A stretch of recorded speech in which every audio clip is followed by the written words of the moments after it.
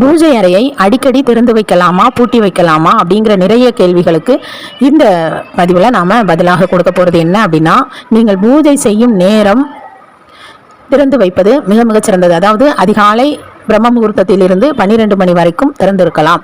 அதுக்கப்புறம் ஈவினிங் நீங்கள் பூஜை பண்ணும்போது திறந்து வைக்கலாம். மற்ற நேரங்களில் மூடி வைப்பது ரொம்பவே சிறந்ததாக இருக்கும். பூஜை அறையை மூடி வைக்கிறதுனால எந்தவித கெட்ட பலனும் கிடையாது, நன்மையான பலன்களையே தரும். அதாவது அதிகாலை 6 மணியிலிருந்து அல்லது பிரம்ம முகூர்த்தத்தில் பூஜை பண்ணுறவங்களா இருந்தால் அந்த நேரத்திலிருந்து 12 மணி வரைக்கும் திறந்திருக்கலாம். அதுக்கு அடுத்ததாக சாயங்கால பூஜை நீங்கள் செய்யும் போது திறந்து வைத்து மூடிவிடலாம்.